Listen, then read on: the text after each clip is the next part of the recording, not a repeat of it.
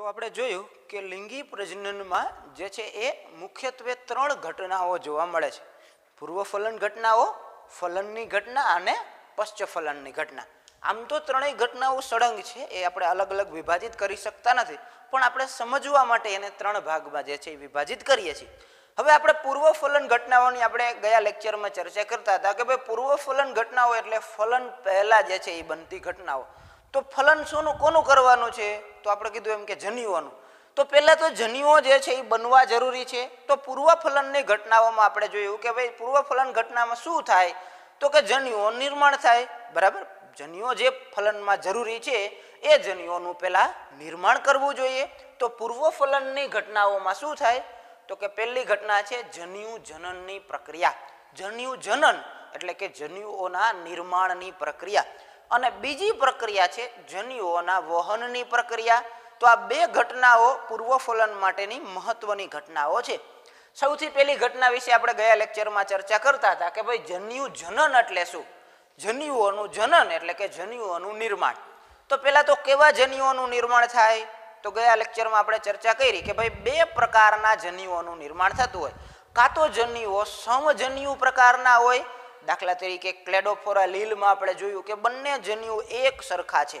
કાં તો વિષમ જન્યુ હોય, દાખલા તરીકે આપણે ફ્યુકસ લીલ છે, મનુષ્ય છે, એના ઉદાહરણો લીધા કે જેમાં જન્યુઓ બંને એક સરખા નથી, અલગ અલગ છે. તો આ રીતે જન્યુઓ બે પ્રકારના આપણે ચર્ચા કરી. બીજું આપણે જોયું કે જેમાંથી જન્યુઓનું નિર્માણ થવાનું છે એ પિતૃ પેઢી કેવી છે? તો કે એ પિતૃ પેઢી પણ જે છે એ બે પ્રકારની જે છે એ જોવા મળે છે. આપણે જોયું કે ભાઈ વનસ્પતિ છે તો એમાં બે પ્રકારના પિતૃઓ જોવા મળે છે. કાં તો એક સદની વનસ્પતિના પિતૃઓ હોય, કાં તો દ્વિસદની વનસ્પતિ હોય. પ્રાણીઓમાં પણ જે છે એ બે પ્રકાર છે, એકલિંગી પ્રાણીઓ હોય અથવા તો દ્વિલિંગી, જેને ઉભયલિંગી પણ કહી શકીએ, પ્રાણીઓ જે છે એ જોવા મળે છે. બરાબર, એની આપણે ચર્ચા જે છે એ કરી. એમાં આગળ વધીએ કે ભાઈ જન્યુઓનું નિર્માણ થાય ત્યારે કોષ વિભાજન કેવા પ્રકારનું થાય છે. હવે આપણે શરૂઆતમાં જે છે એ કીધું હતું કે જન્યુઓ હંમેશા કેવા હોય? એકકીય હોય. બરાબર, જન્યુઓ હંમેશા કેવા હોવાના છે? એકકીય. પછી કોઈ પણ સજીવ હોય, પછી એ આપણે લીલ લઈએ, ફૂગ લઈએ, આવૃત બીજધારી લઈએ, અનાવૃત બીજધારી લઈએ, કે પછી કોઈ પણ જાતના પ્રાણીઓ લઈએ, સછિદ્ર હોય કે છેક મેરુદંડી સુધીના, હંમેશા જન્યુઓ કેવા હોય? એકકીય હોય. બરાબર, ખાસ યાદ રાખવાનું છે કે જન્યુઓ હંમેશા કેવા હોવાના? એકકીય હોવાના.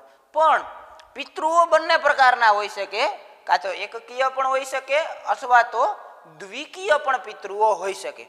ઉદાહરણ લઈશું એટલે તરત તમને ધ્યાનમાં આવશે. દાખલા તરીકે આપણે 11મા ધોરણમાં અભ્યાસ કર્યો કે જે લીલ જે છે, બરાબર, લીલની વનસ્પતિ અથવા તો દ્વિઅંગી વનસ્પતિ છે, તો એનો જે દેહ છે, બરાબર, જે સુકાયક દેહ આપણે જેને કહીએ છીએ, એ દેહના કોષને આપણે જો ચેક કરીએ તો એમાં જન્યુઓ કેવા હોય છે આપણને જોવા મળે છે?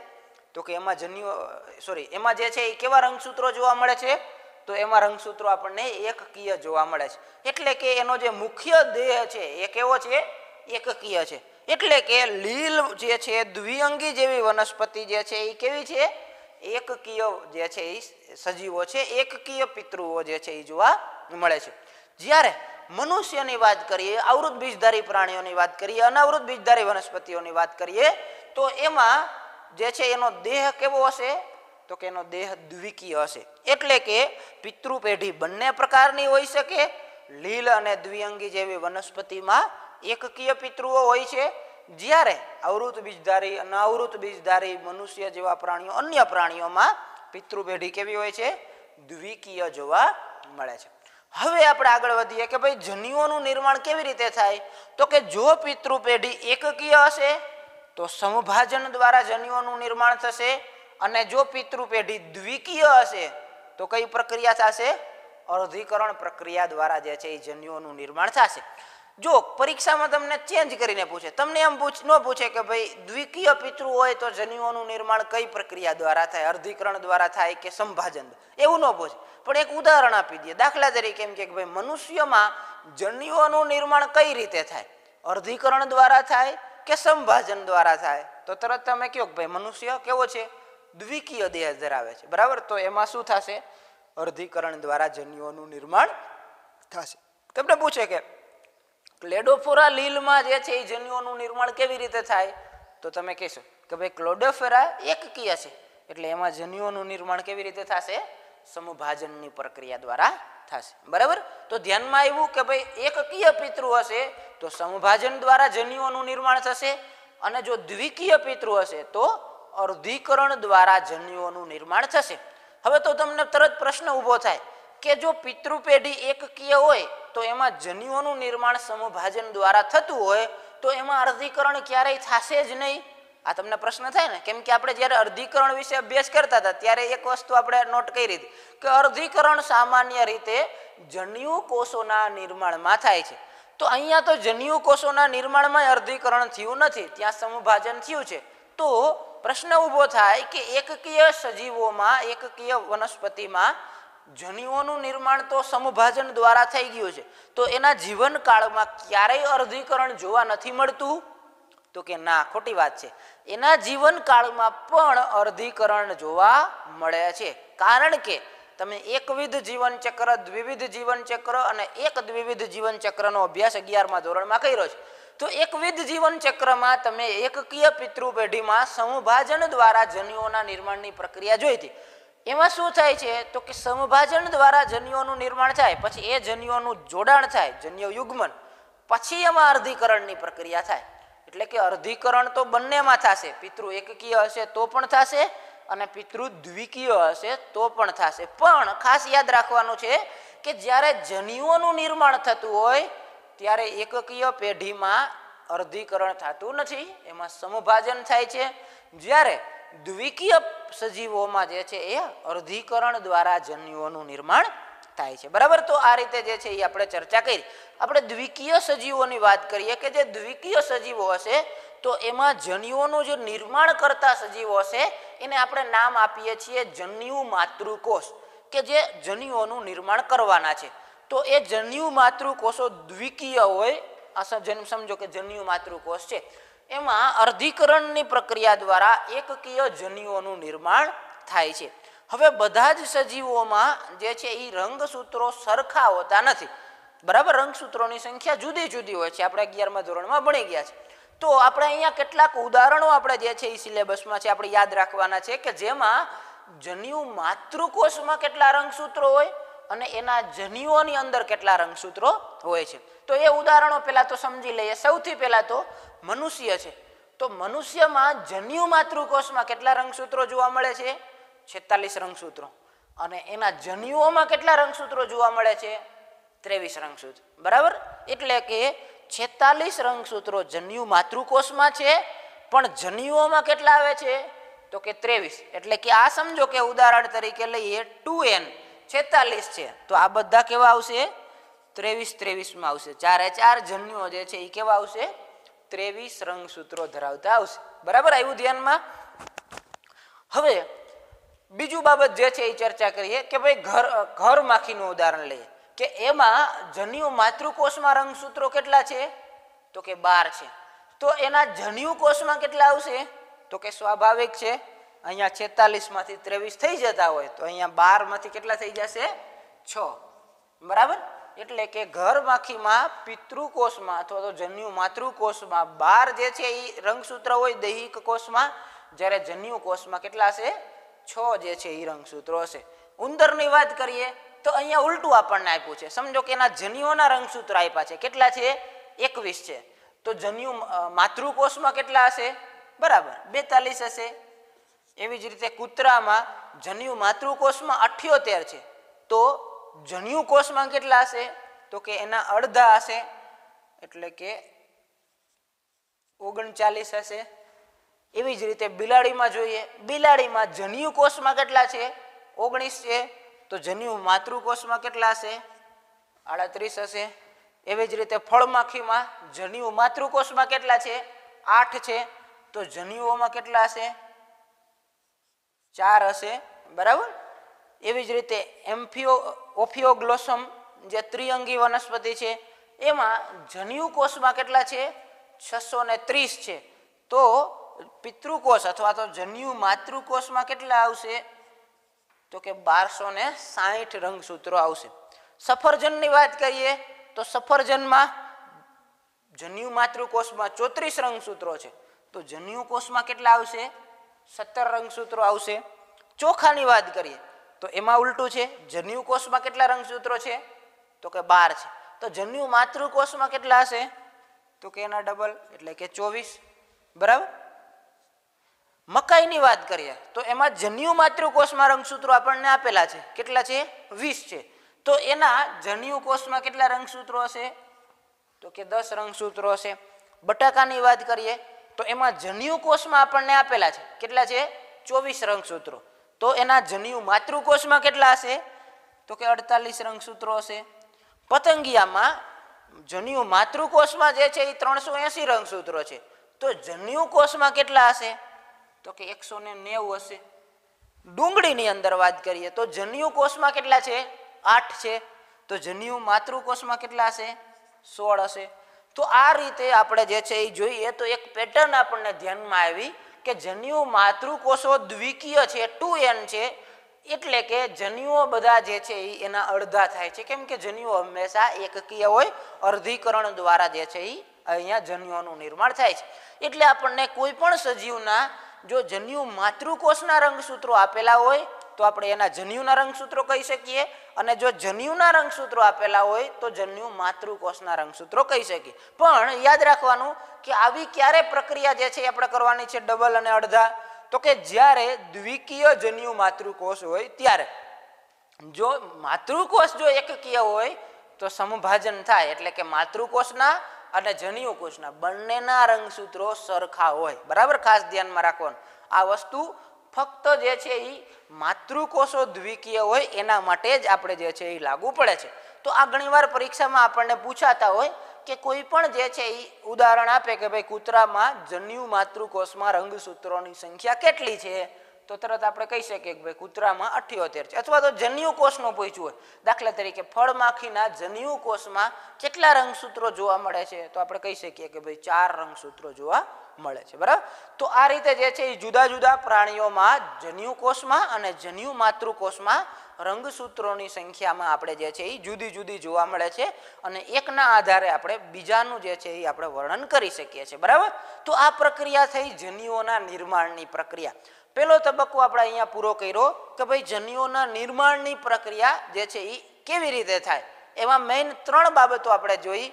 એક તો જે છે એ જન્યુઓ કેવા હોય, બીજું જન્યુઓ જેમાંથી બનવાના છે એ પિતૃઓ કેવા પ્રકારના હોય, બે પ્રકારના જોયા, અને ત્રીજી બાબત જોઈ કે જન્યુઓનું નિર્માણ થાય ત્યારે કોષ વિભાજન કેવી રીતનું થાય. બરાબર. તો આ જ્યારે જન્યુ નિર્માણની પ્રક્રિયા, જન્યુ જનન આપણને ટૂંક નોંધમાં પૂછે તો આ મુખ્ય 3 બાબતોનો ઉલ્લેખ જે છે એમાં આવવો જોઈએ. આ બધા ઉદાહરણો આપવાની જરૂર નથી ટૂંક નોંધમાં. બરાબર. એકાદું 2 ઉદાહરણ આપી દઈએ એટલે ચાલે, આપણે યાદ રાખશું MCQ માટે.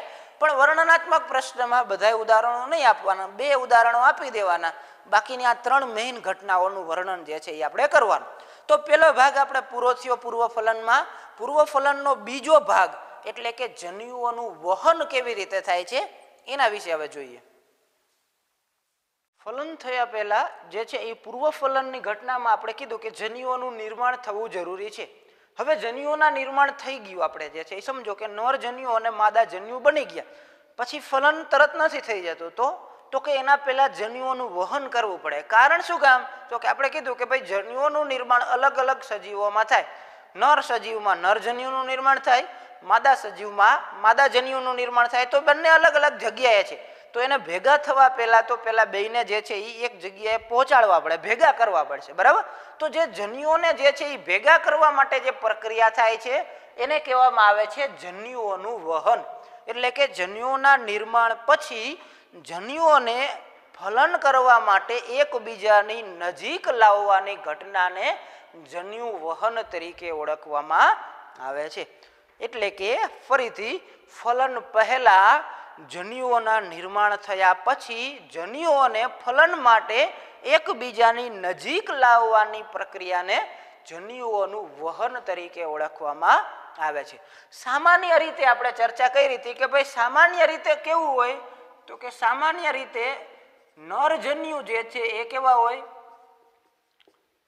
તો કે ચલિત હોય, અને માદા જન્યુ કેવા હોય, તો કે અચલિત હોય. બરાબર. આપણે ચર્ચા કરી હતી કે ભાઈ દાખલા તરીકે ફ્યુકસ લીલ છે તો એમાં નરજન્યુ છે એ ચલિત છે, માદાજન્યુ જે છે એ અચલિત છે.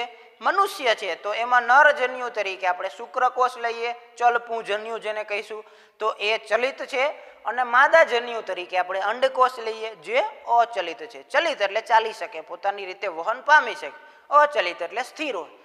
હવે સામાન્ય રીતે આવું હોય, પણ અપવાદ રૂપે કેટલાક સજીવોમાં બંને જન્યુઓ ચલિત હોય.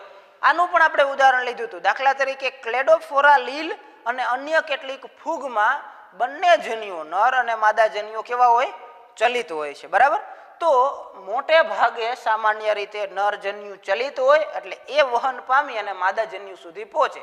અપવાદ રૂપે ક્લેડોફોરા જેવી લીલ અને કેટલીક ફૂગમાં નર અને માદા જન્યુ બંને ચલિત હોય એટલે કે બંને પોતે વહન પામી અને એકબીજાની નજીક પહોંચે. બરાબર. તો આ બાબત થઈ જન્યુઓના વહન માટે બેઝિક બાબત. હવે આપણે જોઈએ કે જુદા જુદા સજીવોમાં જન્યુઓનું વહન કેવી રીતે થાય છે. દાખલા તરીકે આપણે લઈએ લીલ છે, બરાબર, દ્વિઅંગી વનસ્પતિ છે અને ત્રિઅંગી વનસ્પતિ છે.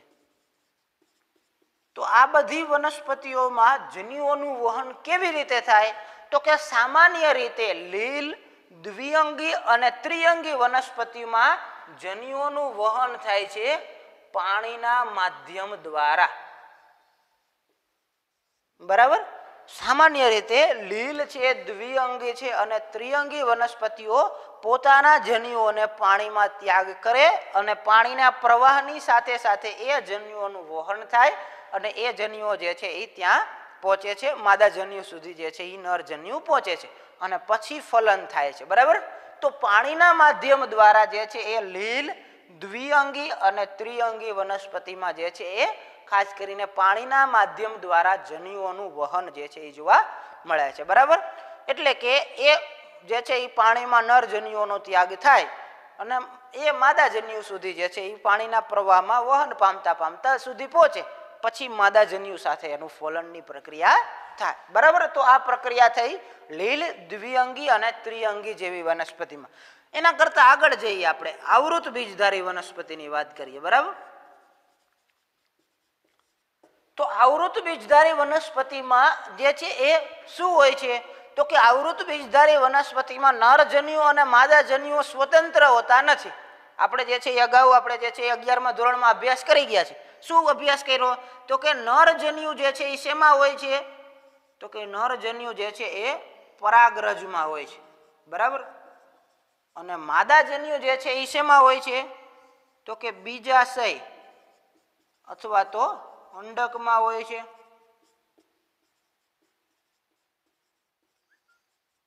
બરાબર. આપણે જે છે એ ભણી ગયા છીએ. જે જુદા જુદા પુષ્પના ભાગોની આપણે ચર્ચા કરી હતી કે ભાઈ પુષ્પના 4 મુખ્ય ચક્રો છે: વજ્રચક્ર, દલચક્ર, પુંકેસર ચક્ર અને સ્ત્રીકેસર ચક્ર. એમાં પુંકેસર અને સ્ત્રીકેસર બંને લિંગી ચક્રો છે. બરાબર. એની વાત કરીએ છીએ. પુંકેસર ચક્રમાં પરાગરજ હોય જે કોનું નિર્માણ કરે છે? નરજન્યુનું નિર્માણ કરે છે. જ્યારે સ્ત્રીકેસર ચક્રમાં અંડક અથવા તો બીજાશય હોય જે કોનું નિર્માણ કરે છે? માદા જન્યુનું નિર્માણ કરે છે. બરાબર.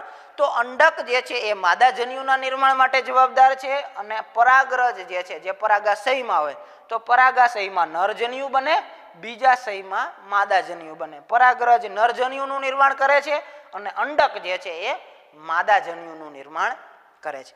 હવે એમાં થાય છે શું? તો કે એમાં એક વિશેષ પ્રકારની પ્રક્રિયા થાય છે. નરજન્યુને માદા જન્યુ સુધી પહોંચાડવા માટે એક પ્રક્રિયા થાય છે જેને કહેવામાં આવે છે પરાગનયન. આપણે આગળના પાઠમાં જે છે એના વિશે ડિટેલમાં અભ્યાસ કરવાના છીએ સપુષ્પી વનસ્પતિઓમાં. અત્યારે ખાલી એટલું ધ્યાનમાં રાખી લઈએ કે પરાગરજને અંડક સુધી પહોંચાડવા માટે એક પ્રક્રિયા થાય જેને કહેવામાં આવે છે પરાગનયન. પરાગરજનું વહન કરવાની પ્રક્રિયા. પરાગનયનની પ્રક્રિયા અલગ અલગ ઘણી બધી પદ્ધતિ દ્વારા થાય. પવન દ્વારા પણ થાય, પાણી દ્વારા પણ થાય, કીટકો દ્વારા પણ થાય, પક્ષીઓ દ્વારા પણ થાય, પ્રાણીઓ દ્વારા પણ થાય. અલગ અલગ પદ્ધતિઓ દ્વારા થાય છે. એની ચર્ચા આપણે આગળના પાઠમાં કરવાના છીએ. અત્યારે એટલું યાદ રાખીએ કે નરજન્યુ એટલે કે પરાગરજ જેમાં બને છે, બરાબર, એ પરાગરજને અંડક સુધી પહોંચાડવા માટે જે પ્રક્રિયા થાય છે એને કહેવામાં આવે છે પરાગનયનની પ્રક્રિયા. હવે પરાગનયન અલગ અલગ વનસ્પતિઓમાં અલગ અલગ રીતે થાય. દાખલા તરીકે એક સદની વનસ્પતિ છે, બરાબર, ઉદાહરણ આપણે લઈએ એમાં વટાણા. તો વટાણાના પુષ્પો જે છે એ આપણે આગળ આકૃતિ જે છે એ દોરી છે. આપણને ખબર છે કે વટાણાના પુષ્પમાં નરજન્યુ અને માદાજન્યુ બંને જે છે એક જ પુષ્પમાં ઉત્પન્ન થાય છે, એટલે કે ઉભયલિંગી પુષ્પો છે. એમાં પુંકેસર ચક્ર પણ છે અને સ્ત્રીકેસર ચક્ર પણ છે. હવે આવી જે વનસ્પતિ હશે, એક સદની વનસ્પતિ જે વટાણા જેવી વનસ્પતિ હશે, તો એમાં નરજન્યુ અને માદાજન્યુ એકબીજાની બાજુમાં ગોઠવાયેલા છે. અહીંયા જે છે એ પરાગરજ છે, એટલે કે પુંકેસર તંતુ છે, તો બાજુ સ્ત્રીકેસર તંતુ હશે, એટલે કે એને પરાગરજને પરાગાસન સુધી પહોંચવામાં મુશ્કેલી સર્જાશે નહીં. એટલે કે એક સદની જેને આપણે કહીશું સ્વફલિત વનસ્પતિઓ, એના વિશે પણ આપણે ડિટેલમાં આગળના પાઠમાં જોઈશું, એટલે અત્યારે બહુ ચર્ચા કરતા નહીં. સ્વફલિત વનસ્પતિઓ એક સદની વટાણા જેવી વનસ્પતિઓમાં નરજન્યુના વહનમાં એટલે કે પરાગનયનમાં બહુ મુશ્કેલી સર્જાતી નથી, કોઈ માધ્યમની જરૂર પડતી નથી. પણ જે દ્વિસદની વનસ્પતિ છે, બરાબર, દાખલા તરીકે પપૈયા, તો એવી વનસ્પતિમાં જેને કહેવામાં આવે છે પરપરાગિત વનસ્પતિ, બરાબર, પરફલન થતું હોય, જેમાં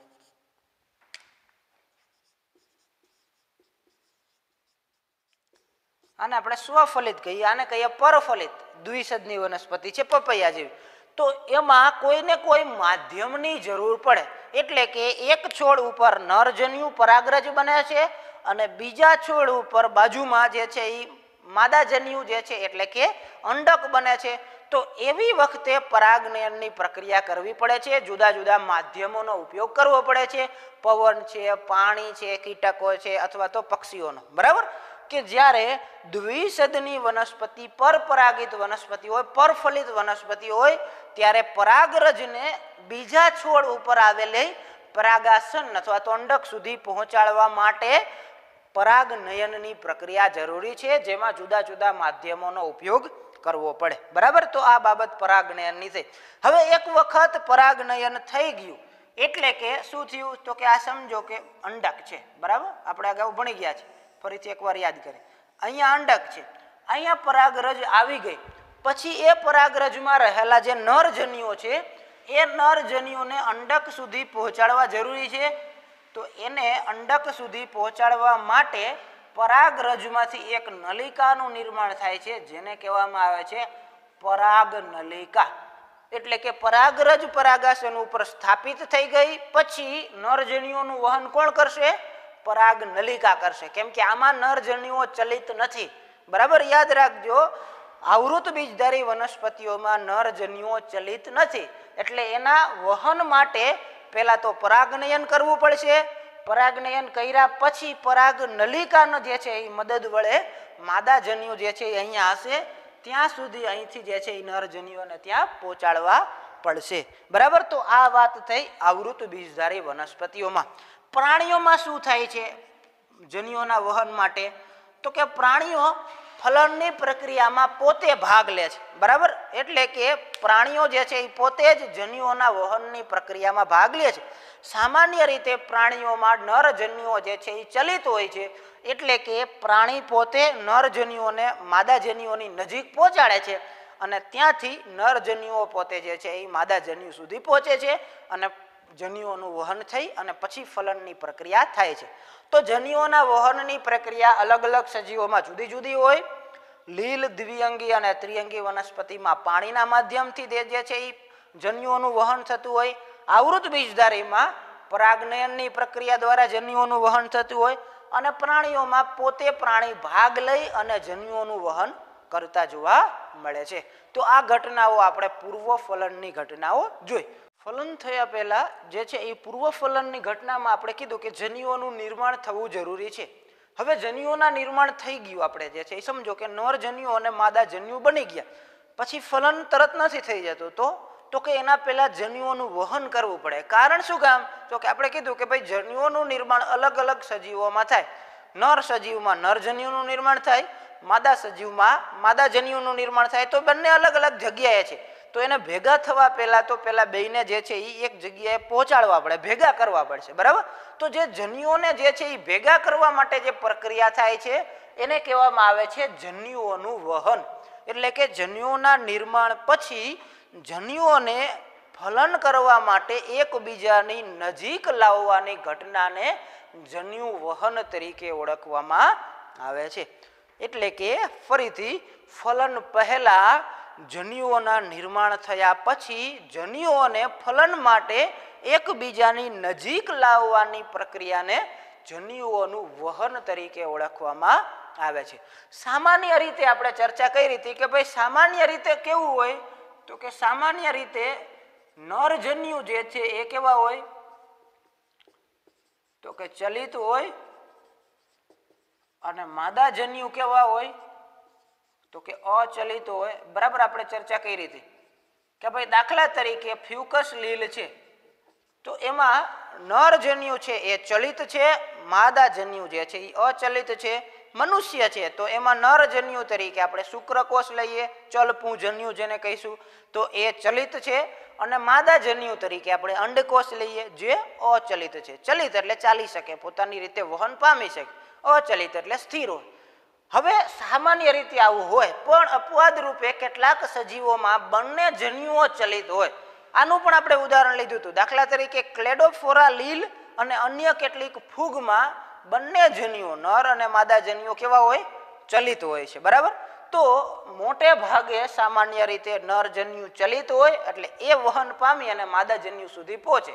અપવાદ રૂપે ક્લેડોફોરા જેવી લીલ અને કેટલીક ફૂગમાં નર અને માદા જન્યુ બંને ચલિત હોય એટલે કે બંને પોતે વહન પામી અને એકબીજાની નજીક પહોંચે, બરાબર. તો આ બાબત થઈ જન્યુઓના વહન માટે બેઝિક બાબત. હવે આપણે જોઈએ કે જુદા જુદા સજીવોમાં જન્યુઓનું વહન કેવી રીતે થાય છે. દાખલા તરીકે આપણે લઈએ લીલ છે, બરાબર, દ્વિઅંગી વનસ્પતિ છે અને ત્રિઅંગી વનસ્પતિ છે. તો આ બધી વનસ્પતિઓમાં જન્યુઓનું વહન કેવી રીતે થાય, તો કે સામાન્ય રીતે લીલ, દ્વિઅંગી અને ત્રિઅંગી વનસ્પતિમાં જન્યુઓનું વહન થાય છે પાણીના માધ્યમ દ્વારા, બરાબર. સામાન્ય રીતે લીલ છે, દ્વિઅંગી છે અને ત્રિઅંગી વનસ્પતિઓ પોતાના જન્યુઓને પાણીમાં ત્યાગ કરે અને પાણીના પ્રવાહની સાથે સાથે એ જન્યુઓનું વહન થાય અને એ જન્યુઓ જે છે એ ત્યાં પહોંચે છે, માદા જન્યુ સુધી જે છે એ નર જન્યુ પહોંચે છે અને પછી ફલન થાય છે, બરાબર. તો પાણીના માધ્યમ દ્વારા જે છે એ લીલ, દ્વિઅંગી અને ત્રિઅંગી વનસ્પતિમાં જે છે એ ખાસ કરીને પાણીના માધ્યમ દ્વારા જન્યુઓનું વહન જે છે એ જોવા મળે છે, બરાબર. એટલે કે એ જે છે એ પાણીમાં નર જન્યુઓનો ત્યાગ થાય અને એ માદા જન્યુ સુધી જે છે એ પાણીના પ્રવાહમાં વહન પામતા પામતા સુધી પહોંચે, પછી માદા જન્યુ સાથે એનું ફલનની પ્રક્રિયા થાય, બરાબર. તો આ પ્રક્રિયા થઈ લીલ, દ્વિઅંગી અને ત્રિઅંગી જેવી વનસ્પતિમાં. એના કરતા આગળ જઈએ આપણે આવૃત બીજધારી વનસ્પતિની વાત કરીએ, બરાબર. તો આવૃત બીજધારી વનસ્પતિમાં જે છે એ શું હોય છે, તો કે આવૃત બીજધારી વનસ્પતિમાં નરજન્યુ અને માદાજન્યુઓ સ્વતંત્ર હોતા નથી. આપણે જે છે એ અગાઉ આપણે જે છે 11મા ધોરણમાં અભ્યાસ કરી ગયા છે. શું અભ્યાસ કર્યો, તો કે નરજન્યુ જે છે એ શેમાં હોય છે, તો કે નરજન્યુ જે છે એ પરાગરજમાં હોય છે, બરાબર. અને માદાજન્યુ જે છે એ શેમાં હોય છે, તો કે બીજાશય અથવા તો અંડકમાં હોય છે,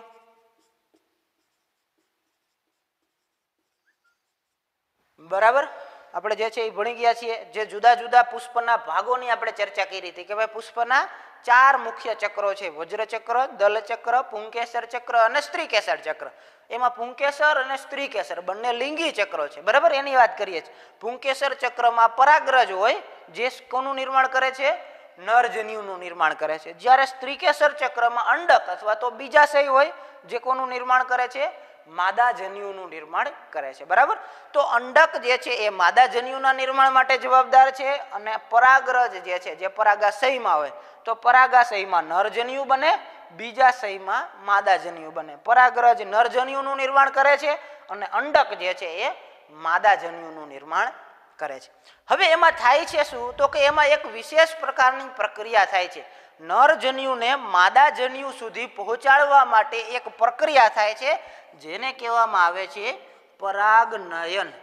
આપણે આગળના પાઠમાં જે છે એના વિશે ડિટેલમાં અભ્યાસ કરવાના છીએ સપુષ્પી વનસ્પતિઓમાં। અત્યારે ખાલી એટલું ધ્યાનમાં રાખી લઈએ કે પરાગરજને અંડક સુધી પહોંચાડવા માટે એક પ્રક્રિયા થાય જેને કહેવામાં આવે છે પરાગનયન। પરાગરજનું વહન કરવાની પ્રક્રિયા। પરાગનયનની પ્રક્રિયા અલગ અલગ ઘણી બધી પદ્ધતિ દ્વારા થાય। પવન દ્વારા પણ થાય, પાણી દ્વારા પણ થાય, કીટકો દ્વારા પણ થાય, પક્ષીઓ દ્વારા પણ થાય, પ્રાણીઓ દ્વારા પણ થાય, અલગ અલગ પદ્ધતિઓ દ્વારા થાય છે। એની ચર્ચા આપણે આગળના પાઠમાં કરવાના છીએ। અત્યારે એટલું યાદ રાખીએ કે નરજન્યુ એટલે કે પરાગરજ જેમાં બને છે બરાબર, એ પરાગરજને અંડક સુધી પહોંચાડવા માટે જે પ્રક્રિયા થાય છે એને કહેવામાં આવે છે પરાગનયનની પ્રક્રિયા। હવે પરાગનયન અલગ અલગ વનસ્પતિઓમાં અલગ અલગ રીતે થાય। દાખલા તરીકે એક સદની વનસ્પતિ છે બરાબર, ઉદાહરણ આપણે લઈએ એમાં વટાણા। તો વટાણાના પુષ્પો જે છે એ આપણે આગળ આકૃતિ જે છે એ દોરી છે। આપણને ખબર છે કે વટાણાના પુષ્પમાં નરજન્યુ અને માદાજન્યુ બંને જે છે એક જ પુષ્પમાં ઉત્પન્ન થાય છે, એટલે કે ઉભયલિંગી પુષ્પો છે। એમાં પુંકેસર ચક્ર પણ છે અને સ્ત્રીકેસર ચક્ર પણ છે।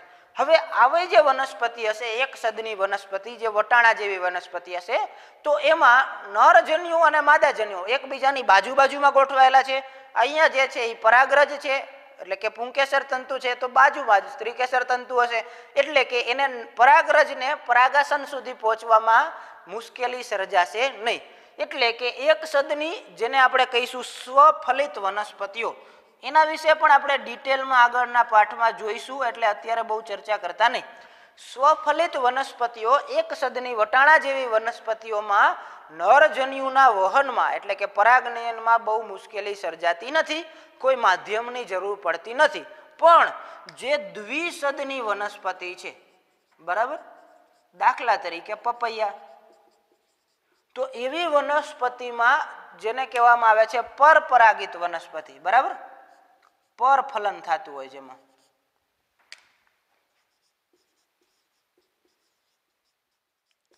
આને આપણે સ્વફલિત કહીએ, આને કહીએ પરફલિત। દ્વિસદની વનસ્પતિ છે પપૈયા જેવી, તો એમાં કોઈને કોઈ માધ્યમની જરૂર પડે, એટલે કે એક છોડ ઉપર નરજન્યુ પરાગરજ બને છે અને બીજા છોડ ઉપર બાજુમાં જે છે એ માદાજન્યુ જે છે એટલે કે અંડક બને છે।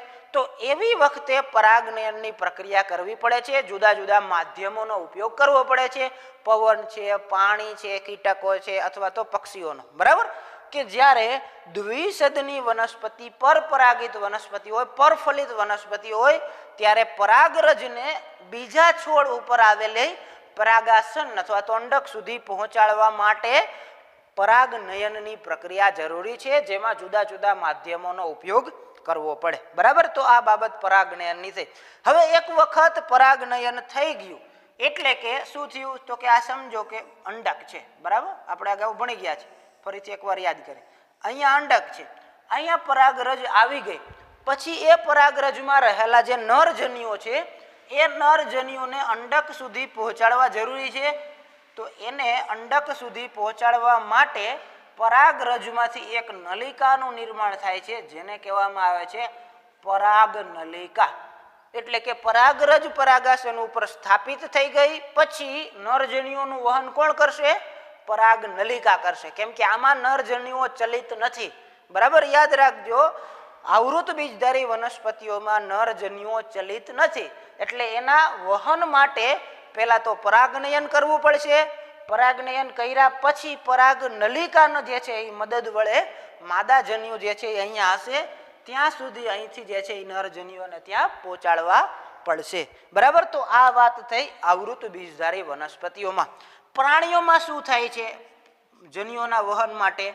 તો કે પ્રાણીઓ ફલનની પ્રક્રિયામાં પોતે ભાગ લે છે બરાબર, એટલે કે પ્રાણીઓ જે છે એ પોતે જ જન્યુઓના વહનની પ્રક્રિયામાં ભાગ લે છે।